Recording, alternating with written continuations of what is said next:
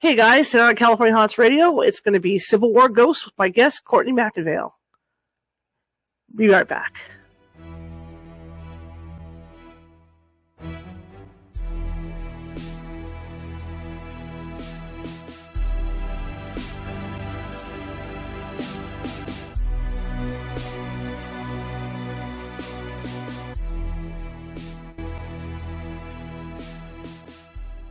Grab your popcorn and snacks. Find a comfy spot, take a seat or lie down, and let me transport you to a place of fantasy, ghost stories, ancient legends, odd creatures, alien encounters, and other magical topics. You may even decide to join the conversation. From faraway lands to your own backyard, with a small dash of pixie dust. Turn out the lights and open your minds. The journey is about to begin. Happy Monday, everybody. How's everybody doing? I hope you all had a great weekend. I did. It was fun, a quiet weekend, but really fun, really fun. I am so excited about this show tonight. By the way, my name is Charlotte.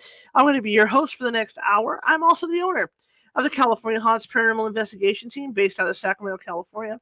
We are 45 strong up and down the state, and that means that if you have a paranormal need, we can get to you fairly easily. The only issue is, what a lot of people don't realize, is that California is this huge state.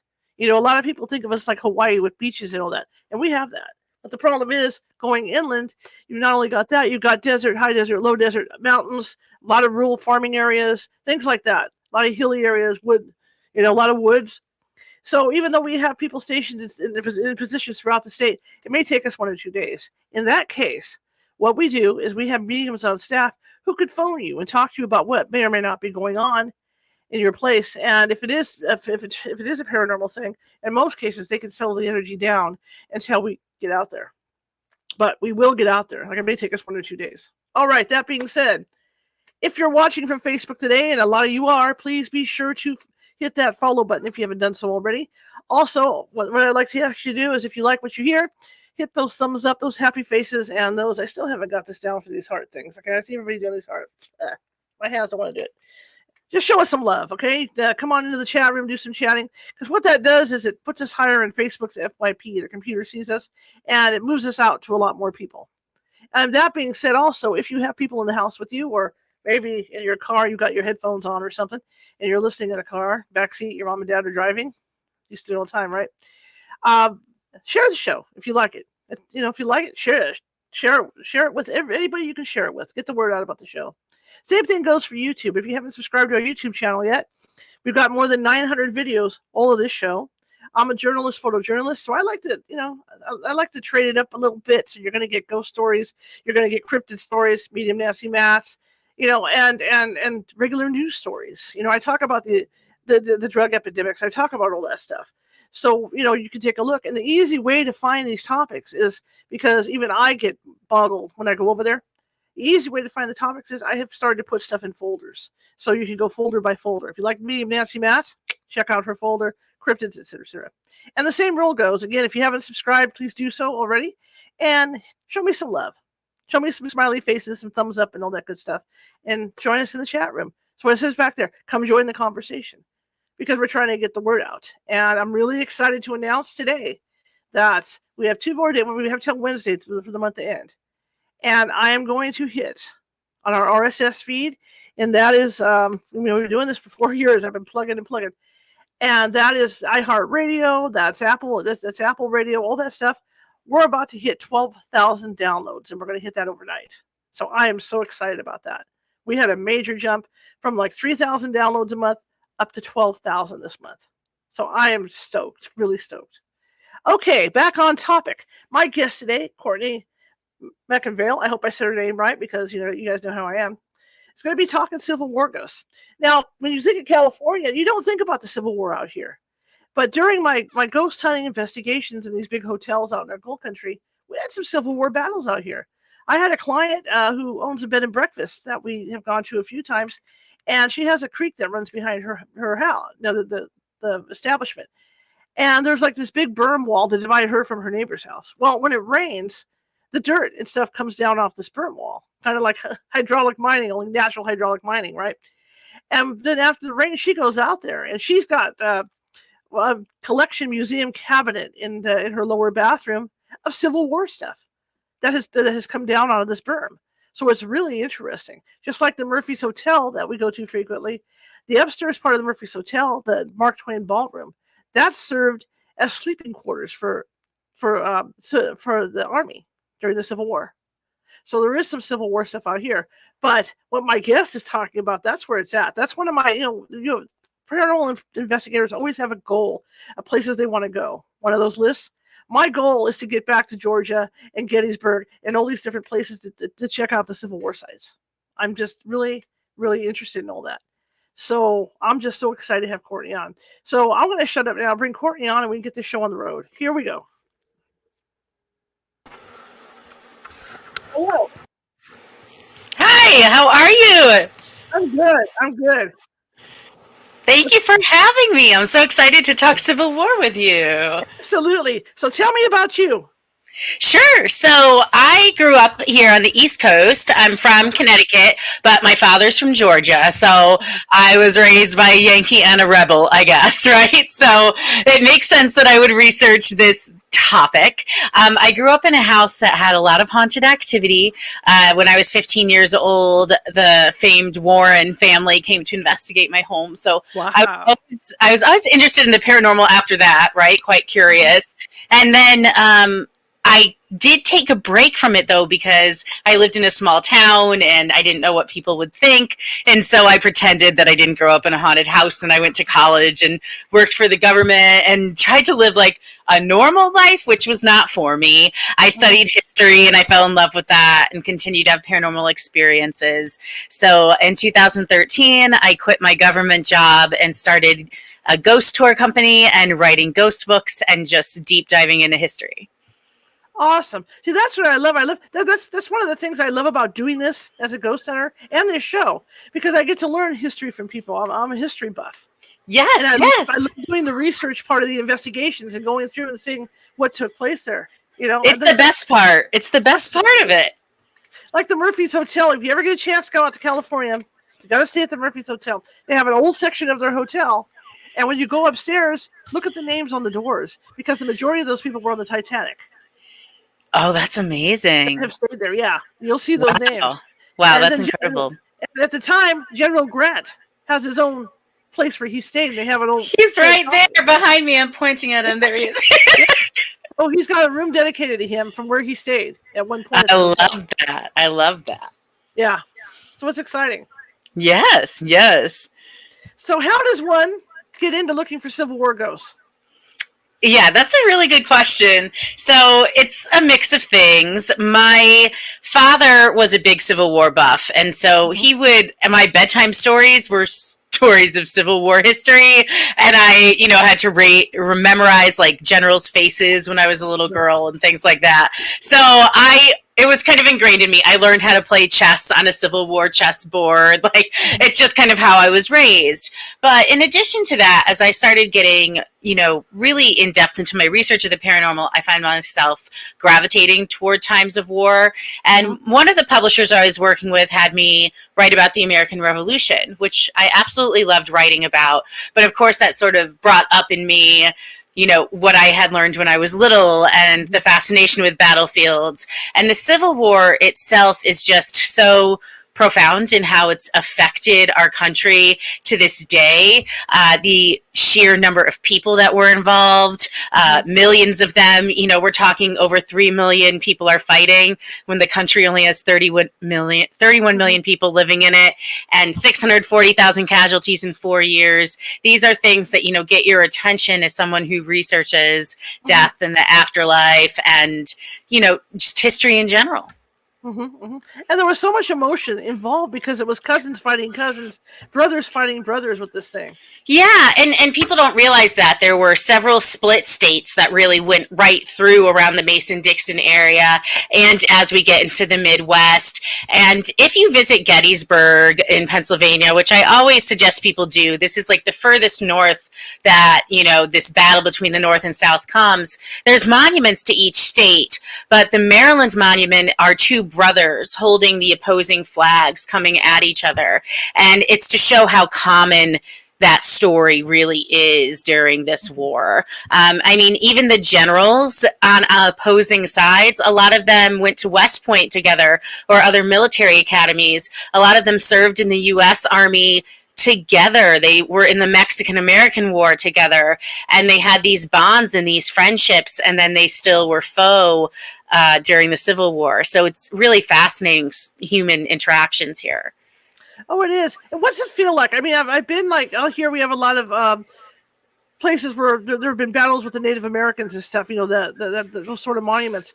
What's it feel like when you're actually on one of those battlefields? It feels almost like a step back in time, or like time has stopped there. It's as if when you're standing there, you can feel them around you. You can hear them calling in the distance. You can hear gunfire. And, you know, sometimes you can even capture this on camera or audio, which makes me think that because these events were so enormous and the energy they exerted, that maybe like a little rip in time is forever opened at these places. And that's why we continue to feel like it's so raw, even though it's, you know, 160, 170 years ago. Is it hard to find the information on these, you know, for your book? You've got those two books out, and is it hard to do that research and find that information, because you think the records would be burned down and stuff? So yeah, it depends. Georgia in particular had its difficulties because Union General William Sherman, toward the, you know, end of the war, he goes and he burns down, you know, and Sherman's March to the Sea, he has a scorched earth policy, and he burns miles and miles of territory in Georgia. So a lot of records are destroyed, especially about Georgia men. But what is really great about the Civil War is that a lot of these men did keep journals, and all the newspapers of that time have been archived. So we get to really see what these people were reporting at the time, what they felt, read accounts from them. And so even though there may be buildings and things that are hard to access, a lot of firsthand accounts were passed down or recorded in the modern media of the time. This just intrigues me. And what fields have you had a chance to visit? So I have visited, of course, Gettysburg, Antietam, Chancellorsville, Spotsylvania, Wilderness, which is all kind of in that Northern Virginia, Maryland area, you know, Gettysburg being right up there in Pennsylvania. And then there's, of course, Fredericksburg and Manassas that are there as well, which I have visited. I have visited Murfreesboro, Tennessee, and I have visited lots of smaller battlefields, but the most notable one in Georgia is, of course, Chickamauga, which was second only in casualties to Gettysburg. There's also Lookout Mountain in Tennessee that I've spent time at. And then in Georgia, there's also Pickett's Mill, New Hope Church, Kennesaw Mountain, and these are just, you know, a sampling, but I've spent time at all of them. Fascinating. And what's it like? I mean, have you got EVPs at these places or anything like that? Because I had a friend that went to Gettysburg and actually got the sound of drums. Yes, me too. Me too. So I've gotten a few EVPs as well as personal experiences. The very first and I think best EVP that I ever got on a battlefield was at Antietam. And it was when I had just started researching the war, and I was writing about a general from Connecticut named General Mansfield. And I knew he had been shot there.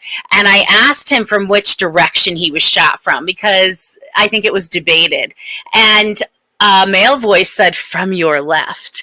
And I thought, you know, that sounds notable, like the wooded line. I saved this audio. It was, you know, I assumed this was an intelligent response to me. And then I went to the general's house, which still exists not far from where I live in Connecticut. And it's a museum, kind of historical society now. They let me review the letters that were sent home to his wife after he died. And in those letters, the soldiers wrote that the last thing he said was, "They're from your left." He was trying to tell his men where the enemy was. So I got chills when I discovered that. You know, that's one of my favorite EVPs I think I've ever captured on a battlefield. Absolutely. Now, when you talk about personal experiences, can you share some of those?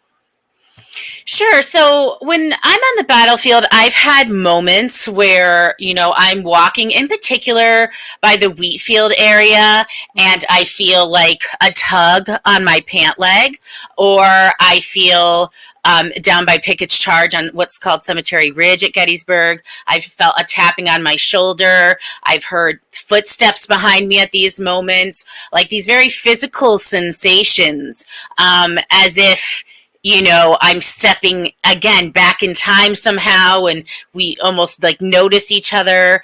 A lot of the things that really happen when I'm there are sounds. I hear cannons, gunfire, drumming.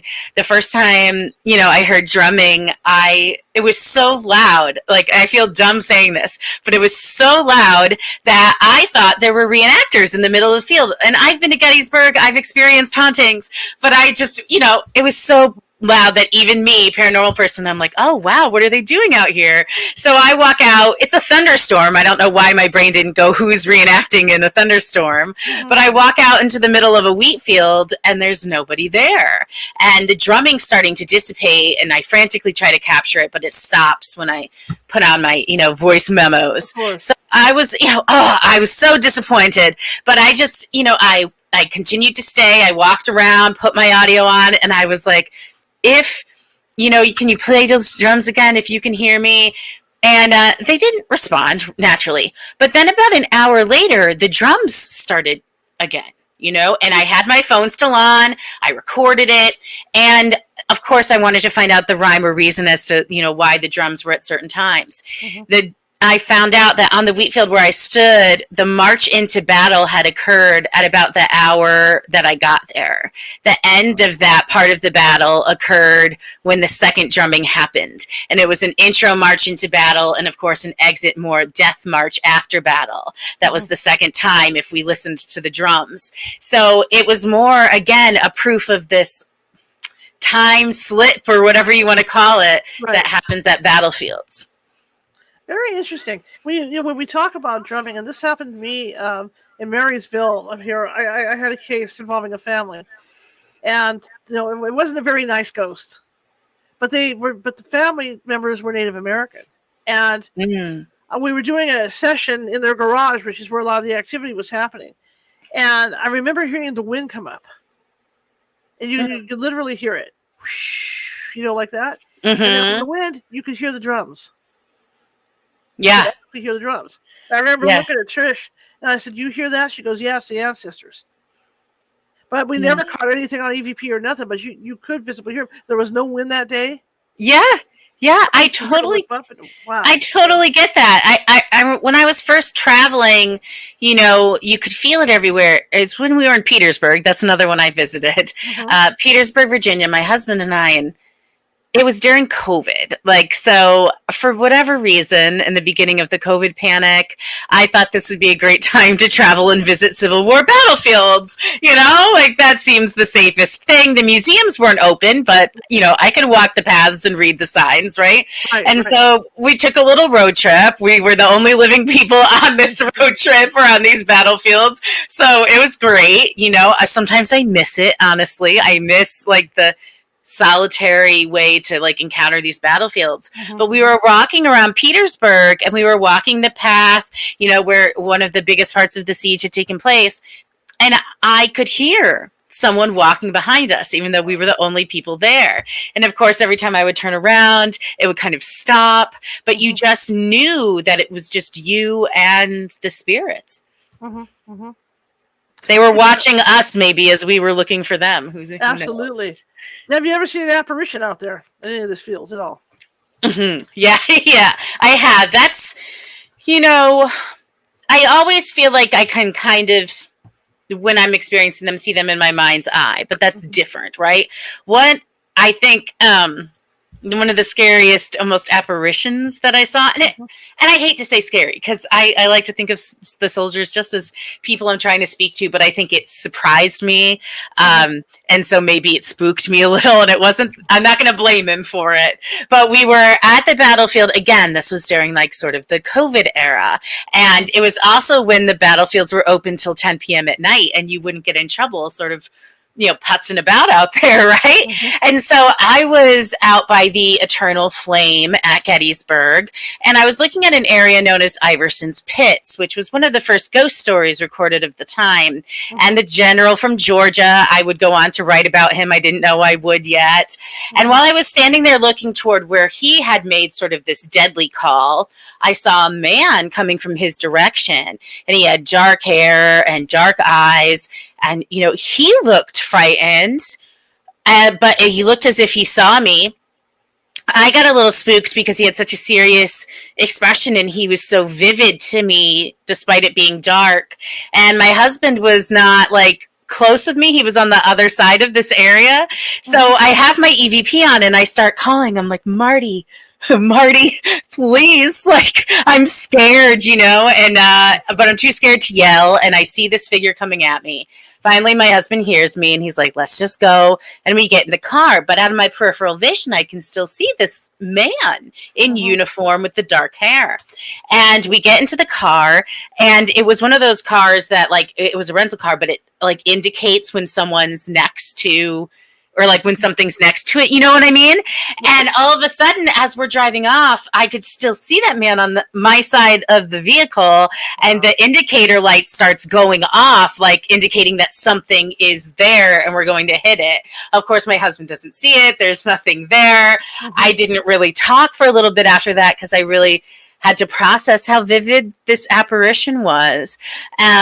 That being said, I went on 2 years after seeing that man on the battlefield to really get in depth into my Georgia work. And I started writing about General Iverson. And I thought, I wonder what he looked like. Sometimes we know, sometimes we don't. And I looked up General Iverson, and that is exactly who I saw. That face, I was like, I know that face, that dark hair, that I know that face. I saw that face. So that was pretty unique. I think it was General Iverson. That's awesome. When you go out to these fields, these battlegrounds, are the bodies buried on the battlegrounds themselves, or was it one of these deals that whole barn story for the guy that died that was underneath the pile of bodies? Because you hear those stories all the time. Did they put them all in one burial pit, or did the remains go home, or how'd that work? Oh, no, that's a really good question and something I ask about everywhere I go. But for the most part, this is kind of how it worked. So when there was a battle, they would leave them where they lay. There was a famous photographer who would come by and sometimes photograph the images of war in a day or two following the battle. Then the men would usually be there, and they would dig them some shallow graves on site, and they would continue on with their march and their mission. If some of them died in encampments or nearby areas and they went on someone's farmland, they would try to mark this. At the conclusion of the war, the Union comes through and they come claim all of their dead from the battlefields. They disinter them from the battlefield. They create national cemeteries. So when you see the national cemeteries with all the little white stones, a lot of that started during the Civil War when the Union went to go get their guys. The Southerners, of course, were not returned because they were seen as the rebels and the enemy. They weren't part of the federal government, right? So they were kind of there. And the women of the South were horrified by this. So they raised a bunch of money. All these ladies did. They went door to door, got a bunch of money, and they themselves went across these battlefields and got their Southern men and brought them back home. And they created Confederate cemeteries. And then those ladies called that the dedication day when they dedicated these cemeteries. And the day was usually in the spring around the time Stonewall Jackson was shot. And the Union thought, well, that's really nice of you to honor your dead that way. And then they created Memorial Day, which we still celebrate today. That being said, not everyone was recovered. All these battlefields still have bodies that maybe weren't found, maybe that were dismembered. A lot of limb pits you'll find are still there because amputations would happen on site. So there's a lot of pits that would remain under your feet with arms and legs in them, things of that nature. There would be hospitals that would sort of erupt at these houses nearby, people who died there. There would be bodies on those properties, not it wasn't like an all-inclusive, we got everybody, right, on both sides. They tried to do the best that they could. You'll also see in a lot of these towns, if they weren't brought home, cemeteries were just given a plot for Civil War veterans or Civil War bodies, and they are either vacant or they're stones with no names. There are thousands of those in unknown graves. So it's really not all inclusive. Some of them could still be out there. Of course, there's stories of that happening, but they did try. They tried their best. Now, do you qualify yourself as being sensitive, or are you a bunker? Or I do qualify myself as that. I'm just always careful with it because in the history realm, some of the old timers who are just pure historians, they don't like that. You know, they like their facts, and I totally get that. But I think it is so intriguing when I get feelings or encounters or hear voices or, you know, hear someone talking to me, and then I later find out that the facts corroborate what that sensitivity is. That just, you know, that always gives me chills. So I do that mostly with my husband, and there's a good friend of mine, and we'll go out and do, you know, my psychic sweep sort of, and then I'll go more in depth with the research. But, you know, I want the research to hopefully back up what I am sensing when I go through.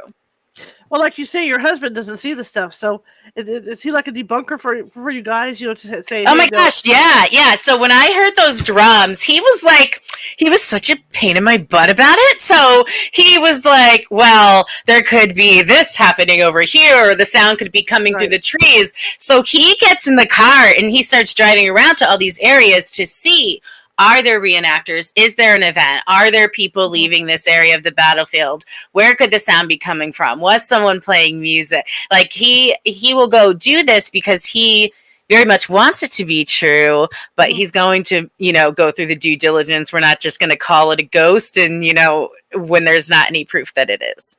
Absolutely.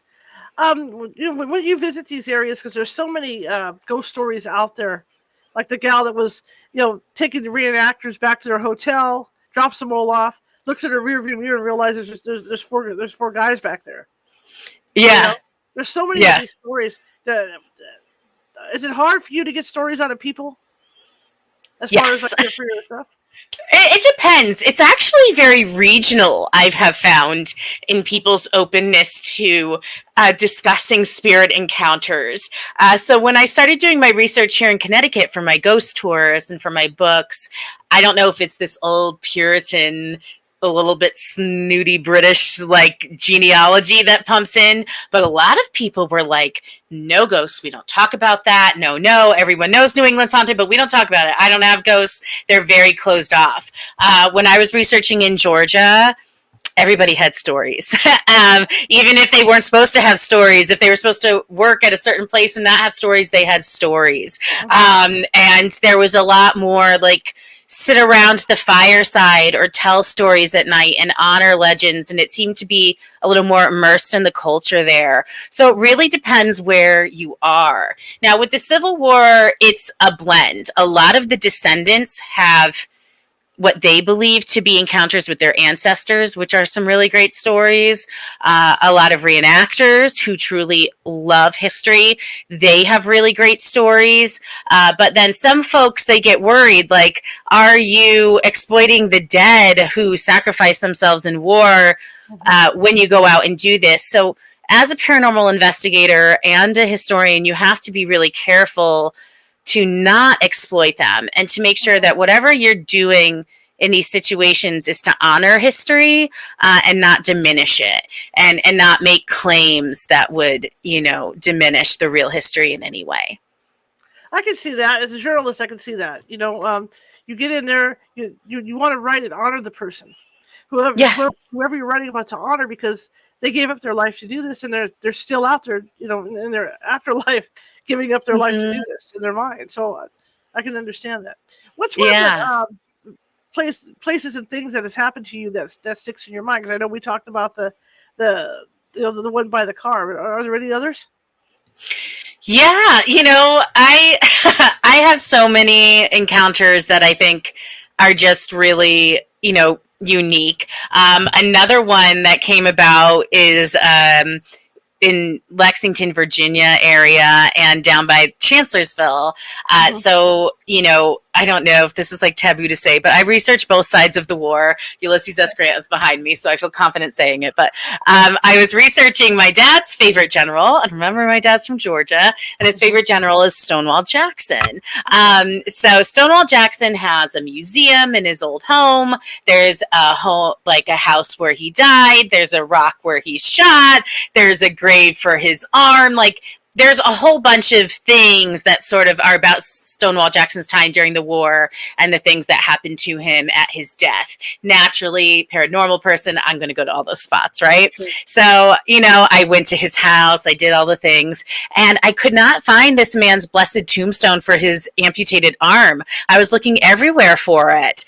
And then, my husband and I got to the park area, and it was just at sunset, and the park's supposed to close, and I'm like, I'm sure it's right beyond the gate. No, it's like a mile walk in, right? But we're walking anyway. The sun is setting. I finally find the grave for his arm. I take a few selfies with it, try to take a few EVPs, see if he's with his arm and wants to talk.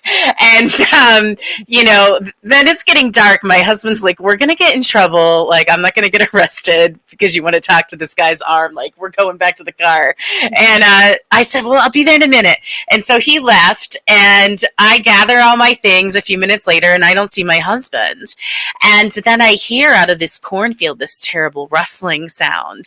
And all of this, and I thought, oh my word, it's either a bear or the ghost of Stonewall Jackson, come to get me. And my husband runs out of the corn and scares the crap out of me and starts laughing. Oh, I was so upset, right? But then we go and take a different tour of Stonewall Jackson's house the next day, and the host says to us, do you guys ever play pranks on each other? And we thought that was a really strange question for the tour guide to ask. And I said, well, funny you mentioned it. My husband just did this, and he thought he was so funny in the cornfield. Mm-hmm. And she goes, well, Stonewall Jackson used to hide behind the doors in his home and jump out at his wife and scare her. And my husband goes, it was him. He made me do it. I never do stuff like that. So we laughed, and we went to the house where he was, where he died. And we did that after too. And, while we were at the house where he died, I heard all these gunshots, because it's near the battlefield. But I thought we were near a shooting range. I thought people were just, on the other side of the tree line at a shooting range or practicing at home or whatever the case is. And I said, wow, some people are really, going at it tonight. They're really into it. And my husband goes, what do you mean? I said, the guns. And he's like, there are no guns. I'm like, no, they're still going. And he's like, there are no guns. And while we were standing there, he thought it was quiet, and he only heard trains, and I heard gunfire the whole time. And of course, that's how Stonewall Jackson died, was he was shot. So, yeah. Wow, that's incredible. How long does it take you to write a book? It takes a bit. The research end usually takes me about 1.5 to 2 years for a book. And then it'll take me a solid year to really compile it together. Georgia, I see your pictures. Yeah, Georgia just had volume 2 come out. I actually wrote Georgia as one giant book, but it was so big, we had to split it into 2 volumes because there's that much information. So it takes me a little bit of time. And where do you do your research? So everywhere you can imagine. I love to go to historical societies and chat up the people there. I love to go to libraries and go into the history rooms, as they call them, and go through all of the genuine old books, the first encounters, any diaries. I love going through old newspapers. That's my favorite thing. The newspapers that were reporting the events at the time, that reported what people were feeling at the time. They would report accounts of veterans getting together. The veterans could submit their things. There would usually be regimental books as well. And then what I do for the Civil War is I go join these Civil War forums online, and they're kind of old, like AOL style, right? But all the old timers are in there that know all the stuff. They know everything, right? They've dedicated their life to this. They've inherited all this. And if you go in there and you talk to some of those folks about the stories and the information, oh, they have it. A lot of them are still living in these old homes. So I just mix all of that together. I go interview park rangers when I go. I'm like, tell me what's happening here, and compile it together into the book. Fantastic. I'm really impressed, with your books. I've read a couple of them. And Thank you. I'm really impressed. Thank you. I'd say a lot of time, and I know, I think the biggest complaint about my books, I just switched publishers, so we're working on the editing process. We didn't realize we didn't have an editor in house, so we're working on that. But the other thing I would change about my books, I wouldn't actually. I lie. I would not change it. I think some people would change it. Is they think it's a bit history dense versus paranormal, because we're kind of used to the paranormal books being a little bit shorter and more succinct. But I really feel strongly that history is imperative to understanding the legends and lore and stories. And I also, feel strongly that to not put that in there would not do their souls justice. So, Absolutely. Yeah. Yeah. Where do you think, because we talked about Gettysburg, we talked about some of these other places. What do you think is one of the most active fields? Oh my gosh, they're all active. Gettysburg is, but I think it also just became known for it. I think Antietam is heavily overlooked. I think the Bloody Lane at Antietam is one of the most haunted places that there is. I think Chickamauga at Vineyard Field and Snodgrass Hill has constant activity. I was sitting in Chickamauga just this past October. I had been doing some book talks down there, and what do I do in my free time? Go sit and talk to dead people, right? Mm-hmm. So I was sitting against this old cannon monument, and it was sunset, and I knew I was going to have to leave soon, and I just saw this spark of fire, as if someone was firing a cannon, go across the air. And I looked up, and the only thing looking at me were a bunch of deer, and as if they were like soldiers, spirit animals. And it was just me and them, and we watched this silent sort of fireball go through the sky. And that to me just shows the power of Chickamauga and what's there as well. So that's one that I think people should really look at. And honestly, the other really haunted one is the wilderness. What remains of it? A lot of it has been developed, but the parts that have been protected, you can truly feel fear in there. It's not a battlefield where people could march at each other because it was all tree coverage and there were fires taking place. And when you're in there, you can feel a lot of fear and sort of panic and everything that happens. So I would say those ones would be top of my list. Are you able to go in after dark on any of these? Because I know a lot of those places shut down. They do. So I was very privileged, like I said, to decide to take my impromptu road trip during COVID and do a lot of these things at night when you can. Right now, the national parks and state parks are generally closed at sunset. There's a few that will let you in, like New Hope Church is kind of in a public area. I got to do that at night, and the police officer was like, do what you want, So it kind of depends on where you are and who you're talking to and if you can arrange it. But it really is about the protection of the battlefield, so I understand, and they don't want people coming in there for the reasons they shouldn't. Have there been times that I have maybe snuck in at night via foot? I'll sometimes have my husband drop me off, and I'll just sneak in there for a little bit, but then I end up feeling as if it's their time, and it's not my right to be there, so I don't stay long. That's my next question. And the investigating and visiting these different battlefields, are the nights more active than the days? No. Okay. No, I think, I've often felt this, our minds deceive us into thinking the night is more active because our senses are changed and we're more aware of sounds and that we're not aware of during the day. We're more aware of things being different. We're a little more nervous. We have that sort of, animalistic instinct to protect ourselves at night from the predators. We're more vulnerable, that sort of thing. But for battles, really, I try to motivate myself to get up early because a lot of these battles were taking place early in the morning. I find that if you can go to these places at the times that the engagements were happening is when you'll have more experiences. So if you're going to go, look up, what time was the engagement on the cornfield at Antietam? What time was the height of the Bloody Lane, right? And when you do that, try to visit during those times and you'll feel a heavy energy then. I'm thinking about the reenactors now because, they're dressed like these guys. They're out there with guns, they're redoing it. Have you talked to any reenactors to see if they've had any experiences? Yeah, I love reenactors. I love them. They're the best. And I love talking with them at all the events. A lot of them are also like relic hunters and they're just the coolest people. They help me hold guns correctly when I'm posing incorrectly. They're like, no, that's not how you hold a musket.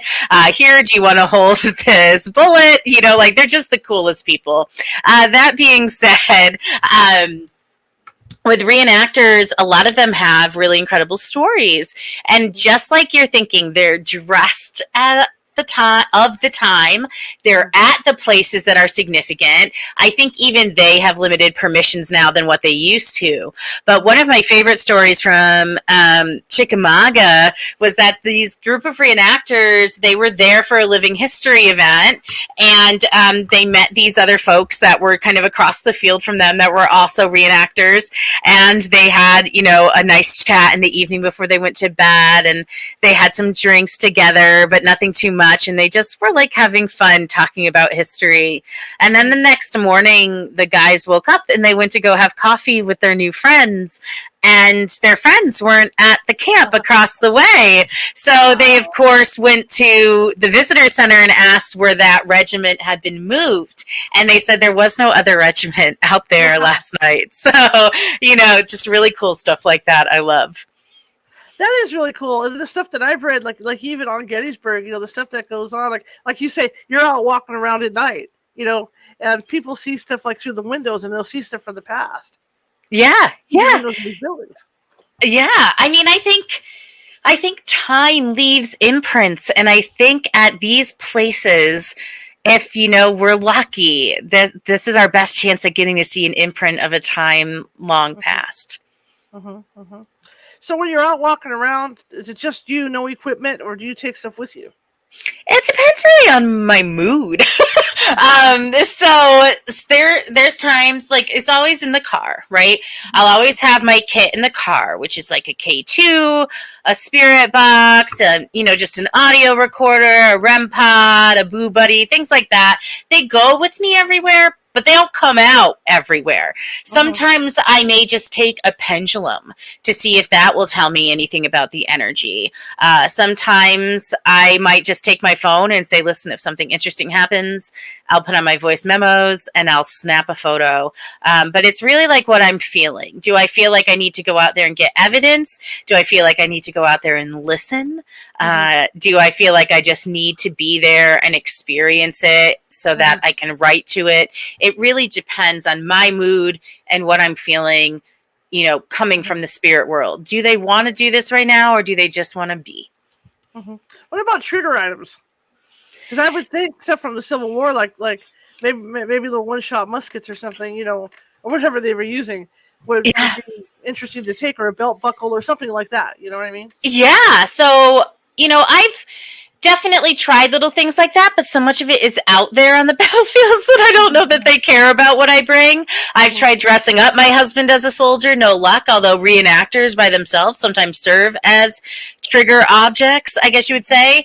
What has been the biggest trigger for me, and maybe this is something because it's powerful to me in my personal life, but music. What I'll do usually is play music of the time. So I'll play like a waltz, or I'll play, Dixie, or I'll play, different songs that maybe would get either one side a little riled up or the other side feeling patriotic.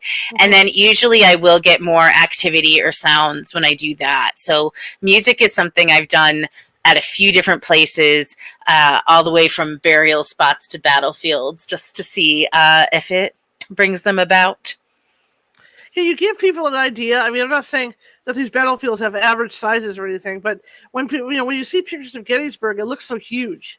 Where the it's 29 square miles that is protected at present, that is there. So it would have even expanded beyond that. You cannot, well, you can, I guess, if you're really athletic, which I'm not, but you can't really walk the whole thing. There are driving tours. There are plenty of tours you can do that will walk you through the 3 days of Gettysburg. Antietam is a bit smaller because it was a one-day battle, but there's still areas like the Rohrbach Bridge, now known as Burnside Bridge, that is definitely driving distance from the rest of the battlefield. So they are huge. Like, this isn't just one field that people walked across and you're there for 5 minutes. These are huge landscapes. You're learning about the marching moves, the flanking maneuvers, where they stood for how many days, when they repulsed this group to the other group, how many thousands were here. I mean, it's really hard to wrap your mind around unless you're there. Okay, that makes a lot of sense. And when you talk about the flanking moves, how do you find out about that? Do you get a good guide to go out with you to tell you about this stuff, or yeah. Do they have things out there? So it's in the books. I'm a very visual person, so I like maps, and I like my husband to show me on the map, this is where this side, see, this is why it looks like this. It's very helpful for me to have visual aids. And for me, if I can, especially at Gettysburg, if you get up to Little Round Top, Chickamauga, if you get up to Snodgrass Hill, there are certain places that you can stand and you can almost look out and you can see exactly why they're making these flanking maneuvers if you can get close as possible to like an aerial view. And it will show you, this is why this line is here, this line is here, this is where they're pushing left, this is where they're pushing right, this is, especially Pickett's Charge, this is why they go for the middle. And then you can see, you can stand on either side and look across and go, oh my gosh, if it was bad weather, if it was this, you can't really see who's up here. So it's really interesting, but you can learn about it when you're there. They have lots of markers that tell you that. You have licensed battlefield guides that can tell you that. A lot of them do free YouTube things. There's great PBS documentaries if you're a total nerd like me, or you can bring someone who knows these things, but it ultimately will help you visualize the whole experience and understand the gravity of it. Now, as a sensitive being out there, when you step out of your car in these areas, do you feel it right away? It depends. Sometimes I really do. Like, I always know when we're getting close. So, from the very first time that I visited these battlefields, I get this feeling in my bones and in my whole body. I'm like, I'm getting close to the boys. I call them. They're close, because there's just so many of them. And it's like I can feel them. I can hear, a dull roar, a sense of talking. But if I'm on the battlefield, there's days where, like, I go to spots where I know I've had experiences or I know something big has happened, like Iverson or anything. And sometimes I get out and I'm like, oh, they're not here right now, or I don't feel it right now, but like, I'm glad I came anyway. And then there's other times where I'm like, oh, it's really heavy here. So again, does it match with the times of battle, the times of year? Right. Where they are at the moment? Maybe they don't want to hang around there all the time. I wouldn't either. Like it all differs, but there's times where you feel it. And then there's times where you're like, oh, they must not be around right now. Which leads me to another question. There's so many out there. Do they pick and choose to talk to you, or are you able to pick and choose who you want to talk to? I will always do my best to try and get in touch with people that maybe I need to write about, but I will not force it. I mostly choose who I write about based on who comes to me. For both Connecticut and Georgia, there were soldiers that I had spiritual, either I dreamed or an encounter, or I saw a shadow standing by their grave. And then I really deep dove into who they were because I felt like they picked me. And a lot of them were privates, they weren't officers, and they were stories that maybe would have been forgotten. And I try to, if they took the time to make themselves known to me, make sure I do everything possible to ensure their memory. So it's a bit of both. Some of them like that pick me. Other times, if I need to write about someone, really famous, like James Longstreet, who's on the cover of my Georgia book, I didn't encounter him, for the longest time. I got a bunch of stories about him though, and I looked for him, and I kept looking for him. But there were other soldiers that just were like, no, I want to talk to her, So it really just depends. Now, do you tell them that you're writing a book? That might be in the book? I do. So I say to them, I'm like, listen, my name's Courtney. I'm writing your story so people can remember you. I know it's strange to have a lady write your story, but I promise I want to do justice if you can give me the time to talk to me. Or if I really feel like maybe that's too much for them, maybe they don't even know how deceased they are, the time it is, I'll say, I'm here to help you. What can you tell me that will help me help you?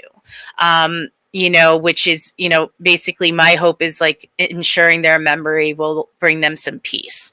So I will tell them that, in hopes that some of them do hear it and respond. Interesting. And do you get names from them at all? Yeah, sometimes, but usually I get like hints.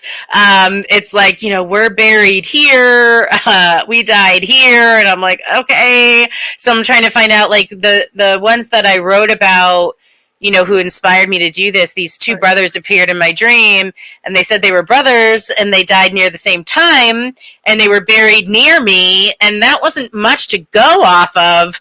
But I found brothers that were buried near me that died near the same time, just with like going to the Historical Society, looking up Civil War soldiers' cemeteries near me. So if they can give me just that, I'll go to town with it, So Absolutely. Yeah, absolutely. Now let me ask you something else along that line. When you do ask them to, if they want to help you out, with this book and give you information, are they really enthusiastic? I mean, as ghosts, they're dead, of course, but are they really enthusiastic about it, or do you have some that are like, I don't know? Oh, I think some of them are definitely like, I don't know, There's definitely ones that I think were more in life, a bit more gregarious and outgoing, and they liked attention. So sometimes they'll come about. Like there was this one guy from Georgia, and God love him. I wrote about him. He's entertaining. He wrote memoirs that are like very entertaining, a little bit dramatic, and I kept encountering him like in all my books and in all these things. He will say my name. And though I wrote about him, I wasn't going to write only about him, but he likes the attention. So, you just sort of like go with that. You're like, all right, you've got your time to shine. And he's a part of every presentation I do now because he likes it. If they don't, I just ensure that people remember that they were loved. And that's the other thing too, is I think a lot of these people that fought and died, they were young. They didn't expect to die. And so I usually tell people, the ghosts, spirits, whatever you want to call them when I'm out there, you're remembered and you're loved. And sometimes that's enough. Absolutely. The reason why I brought that up is because I used to film a public access TV show called California Haunts back in the old days. And we did the Brookdale Lodge one time. And that was a lot of gamblers, a lot of mob people in there, because it was the whole thing with the booze where they couldn't get their booze. So as we started the psychic started to do her little interviews on camera, a lot of them refused because they were cheating on their wives. Oh no. And they told her that. They said, "No, I can't do that. I have my mistress here. I'm not going to be on camera and talk to you." That's funny. Yeah, they know. They're like, Yeah, you're not going to incriminate me even in death. Thank you very much. yeah. That's why I I wanted to love ask it. you that. I That's why I love wanted to ask it. you that question about how they were when you talked to them to get to see what they would say. Yeah, I think too is a lot of them are looking to see if they know who I am. Hmm. Especially if there isn't like a sense of time. Who are you? Why are you here? What side are you on? That sort of thing definitely comes about during battles. So I always say my dad hails from Georgia. I know I don't sound like it. He married a Right. Yankee.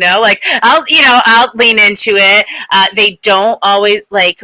My husband's very northern blooded, Hmm. so sometimes the rebel spirits won't talk to me when he's there, and I just Hmm. tell them to go away, and then they'll talk to me. So they are always assessing who I am, if I'm going to get them in trouble, if I'm on their side. Do I know anyone they know? It's in a time of war, that doesn't surprise me. Hmm. Am I a nurse? Like, why am I out there as a Right. lady? Right. There's Right. questions, and so I get that. Yeah, I just find that so interesting. And like you say, one of the things that I didn't realize with certain ghosts too is that, like you say, this one in particular likes to talk to you. He's a talker, and Just because he really likes to talk about himself, I think. yeah, But yeah, yeah. yeah. But it's funny how you can go from like in this case, the Woodland Opera House here. There's a particular opera singer, Polish, that actually is in different theaters. And when I was in a different theater investigating, I guess she knew I was there because she asked for me. Oh, And I didn't think that was, you know what I mean? It was something that, because yeah. I was so new at this, I didn't think that was possible. But I was really impressed by the fact that the psychic says, "Hey, this gal's asking for you." I And I said, love when "Yeah." that happens. I love when we're out there investigating and they're like, Courtney. Sometimes I host public investigations and Right. some of them pop by and everyone's like, how does that ghost know your name? And I'm like, well, we go back, but just it's fine. But I really try to take the time to introduce myself, what I do, how it works, how I'm here for them.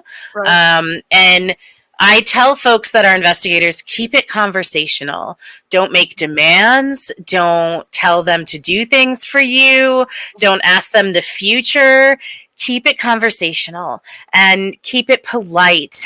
Try to speak to them politely. Don't just call them by their first name, Mr. or Mrs. or whatever time period you're with. Give Mhm. them some respect and you will get more responses. You always Absolutely. catch more flies with honey, and that's really how I try to go about it. So what's next for you? Yeah, so what's next? The Civil War journey shall continue. I'm going to now, continue to promote Volume 2 for Georgia. I'm going to be doing some Mhm. events down there, opening up tours in Georgia to honor that. And then I would like to write about a split state like Maryland for my next book and talk Mhm. about how states that were in the middle were sort of ravaged, like you said, by this, brothers Right. Right. Right. fighting against each other. I am still, of course, operating my tours in Mystic and Rhode Island, even though we'll be operating in Georgia as well. And in 2025, I will be doing another rebellion tour, but this one in Ireland. And we'll be talking about the Easter Rising of 1916 and all the haunted spots with that. So lots of exciting things. You got a lot going on. How can people find Yes. you? How can people find? So sure, they can find me directly on my website, CourtneyMcInvale.com. They can also find information about the tours at SeasideShadows.com. Mhm. And you can find us with both links on Facebook, Instagram, and the like. And we try to update everything as often as possible. Fantastic. And one more question is: you got your Civil War books, and you're on the Strip in Las Vegas, and there's some other people around with Civil War books, like the similar topics. How do you get people to read yours? Mine's the stories of the humans. That's what I tell them. Mine's the stories of the people. It's not about one haunted building or one haunted place. If you want the stories of the people from them and about them and how we Mhm. feel them, then you'll want Mhm. to read mine. Absolutely. Courtney, thank you so much for coming on. Oh, thank you for having I learned so me. much. This stuff just fascinates me. I'm so glad. Doing this for 18 years, the Civil War area is just absolutely intrigued me. Oh, thank you for having me. It was so much fun to chat with you. Love to get you back on again. Yes, anytime, anytime. Have a great night. All right, you too. Thank Bye. you so much. Bye-bye. No problem. Bye. Okay, guys, I learned so much. That was so fun. So fun. Tomorrow, mark it on your calendar. We will be live at noon Pacific. Mark Ollie is our guest. He's over in the United Kingdom, and that's why we're going live at noon. And we're going to be talking about Europe's Roswell. So if you're into that, it's great stuff. This is a story that happened in the 70s. And believe, well, no, I don't think so. I think it might have 90s. I forget. I have to double check. I'm having one of those moments. Senior moment. But anyway, he's going to be with us to talk about Europe's Roswell. So be in tune for that. Okay, if you like the show, share it with 5 people. If you hear the show, share it with 5 of your enemies. We are definitely equal opportunity here at California Haunts Radio. We're just trying to get the word out about our little old show. And it seems like it's starting to work. So all your hard work doing this for me has worked out. So let's just keep that up. And I will see you guys tomorrow, 6:30 p.m. Pacific. And don't forget, February 4th, Nancy Matz is going to be doing Valentine's readings for people. The readings are up to 10 minutes.